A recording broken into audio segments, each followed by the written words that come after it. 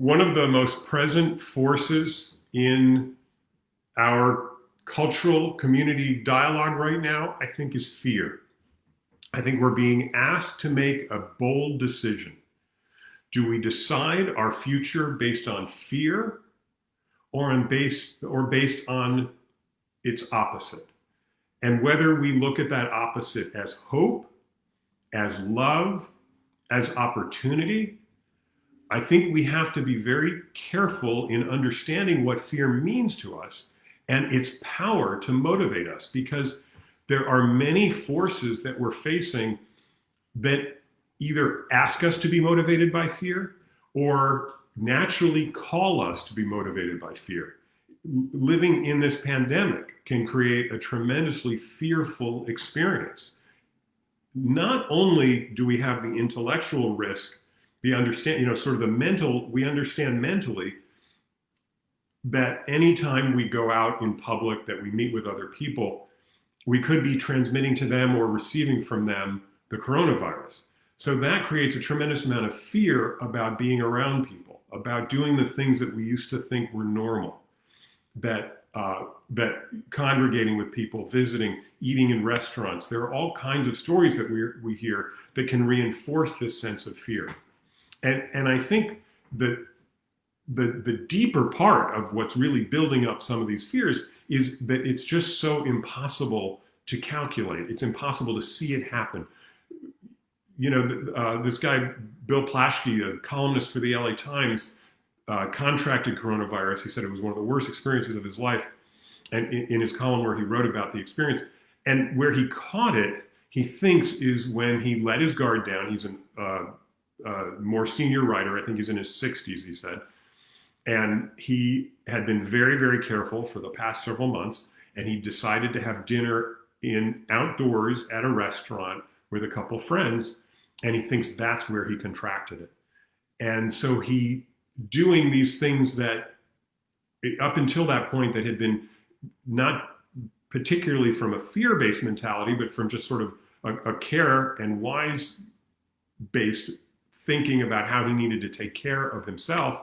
When he departed from that, he feels he exposed himself to risk. He didn't do that with fear. He did that with a certain amount of care that he was making a deliberate decision. And I think one of the things that drives our sense of fear right now is that we don't know when what we're making as a deliberate decision actually exposes us to a certain amount of risk. We can kind of compare it to the experience of driving a car, because we are taking a risk every time we drive the car. Insurance adjusters will tell you that the most dangerous place to be when you're driving a car is within 7 miles of your home, I believe. That's where most accidents take place. It makes sense because most of the time we are going to be within 7 miles of our home. Very few of us, there are many people who are commuting, though not necessarily in this pandemic, may commute 50, 75 miles a day to a place of work that's completely separate from where they live. But most people are spending most of their time within 7 miles of their home. By the way, from an insurance perspective, probably the most dangerous place to be in your entire life is in your home. That's where most accidents happen. That's not necessarily because your home is necessarily dangerous. There are things, there are a lot of things that can happen in a home. But it's not like you have toxic waste in your home. It's not like you have, sharp metal blades, like if you're a meat cutter, in your home. But the truth is you spend most of your time in your home. So if something is going to happen, it's going to be where you spend most of your time. A friend of mine just broke her ankle in a couple different places, tripping over a step in her patio. So, another friend of mine many years ago had to be playing softball and slide into third incorrectly and jam his foot against the base, breaking his ankle in several places in order to have the same kind of effect. But most of the time, the accidents we're having are going to happen in our home. Does that mean we live in our home in fear? No, we live in our home in a sense of security. When we drive, we go out with a certain sense of security, partially reinforced by the experience that pretty much every time I drive my car, I get home safely. I don't have an accident nothing dangerous happens to me. That inures us. That forces us to look away from the risk that we're taking and ignore it and pretend like there's no risk at all. But we all recognize the importance of wearing a seatbelt as a way to reduce injury and even serious injury and death when we are driving a car. And it's a habit for all of us now to just go ahead and put on that seatbelt and make sure everybody in the car is wearing that seatbelt. So is that a decision that we made out of fear, or is that a decision we've come to out of a rational understanding of the risk involved? I'm going to say it's coming to a rational understanding of the risk involved. The question is, how are we going to allow our lives to proceed? Are we going to be driven by this fear? Fear connects with our reptilian brain. It connects with that flight or fight response that comes in, sort of at the base of our brain, going back to that moment when we had to face a mortal threat and make a decision. Are we going to fight the bear that we suddenly see appear out of the woods? Are we going to run from the bear, or are we going to freeze? And we have to make that decision in a moment. Rattlesnakes may be a better example. If anybody has been doing any backpacking lately in the mountains around Los Angeles, I was out a couple weeks ago at the beginning of this month, and there were quite a few rattlesnake sightings. If you've ever seen a rattlesnake, you actually don't see it before you hear it. You hear it first, that rattle, and you know that feeling. The minute you hear that rattle, you freeze, which is exactly the right thing to do around a rattlesnake. I'm actually really grateful that rattlesnakes have rattles, because it is their way of telling us, back off, bucko. You don't want to get any closer. I don't want to get in it with you, because they really don't. We're not prey. They want to just move on. And most of the time what will happen is you freeze. The snake will calm down, and then you get a chance to back away slowly. It's a flight response, but it's a very slow and managed response. And then sooner or later, the rattlesnake moves and you can go on. That's a conditioned and appropriate response. The problem that we're facing today is we don't have bearings. We don't have a measurement of risk. We don't have a way to understand clearly whether we're simply making choices out of fear or whether we're making the rational, appropriate decisions that allow us to carry forward our own lives. And I think that's the frustration that we're feeling, more even than anything else, is that we recognize there are risks that we're facing. And yet we don't really know how to move forward. So I want to think about two possibilities that we can look at in response to fear. And one is hope, and one is love. And I don't want to say that hope is an opposite of fear, and I don't want to say that love is an opposite of fear. I want to say that they are strategies to respond to fear.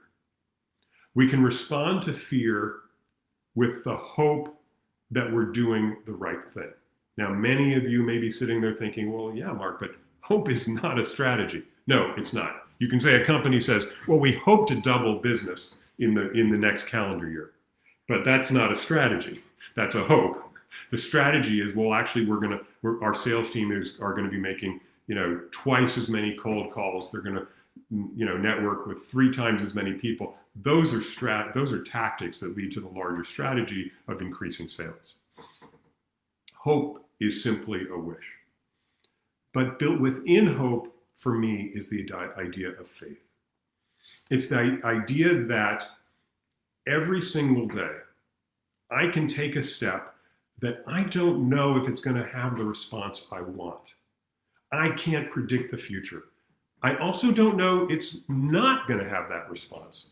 I talk about faith all the time as the faith of going to the grocery store for milk. You have faith it's going to be there. The refrigerator didn't break. The truck that delivered the milk the night before didn't fail to arrive. The store isn't going to be closed because there was a power outage. Do these things happen often? No, but they can happen. And so we go to the store with a hope that there'll be milk. It's really implicit in what we do when we go to the store. We have faith that the things we need are going to be there. And the fact that they're there 999 times out of 1,000 or 999,000 out of a million doesn't mean there isn't the possibility that our hope and our faith is not going to be rewarded. So it simply helps us to be conscious of the faith that we have. So the strategy is that I'm going to keep living my life and making the best decision I can each day, making the good decision, even if I can't make the right or perfect decision, I can make the good decision. I can have faith that enough good decisions are going to add up and are going to contribute to me overcoming this fear and getting through this experience, however we're facing our fear, whatever we're particularly fearful. The other part I want to talk about is love. And I want to talk about it in a very concrete way, because when we try and focus on love, or what I may talk about maybe more specifically as an enlarging of ourselves, an idea that we can connect to ourselves and the people around us and the world around us with a sense of abundance rather than scarcity. Fear drives us into scarcity. It drives us away from that feeling that we can be larger than ourselves, from that feeling that we are connected to something bigger than ourselves, that there's actually energy in making that connection to something bigger than ourselves. When we're scarce, we're like unplugging the cord from all the electric sockets and we're pulling up the drawbridge. We're in flight or freeze mode. We're not even in fight mode, really. We're in batten down the hatches. So what's the opposite of that? It's abundance. And love brings about a sense of abundance, a sense that we can be bigger than we are, that we have something larger to give to the world, and that the world has something larger to give to us. So if we can proceed through the world with a faith that making the good decision every day is going to carry us through, and we can look for those opportunities where those good decisions are making us bigger than ourselves, even if we are making them bigger than ourselves for ourselves. Do you know what I mean by that? The idea that the trite way of saying it is that I have to love myself first. What if we just say to ourselves, I have to start seeing myself in a more abundant way? What does a more abundant Mark look like today on Tuesday at 9:14 a.m.? And then start acting on that sense of myself, reaching out in a way that I haven't been doing is simply a step forward to enlarge myself, to be bigger than I was when I started.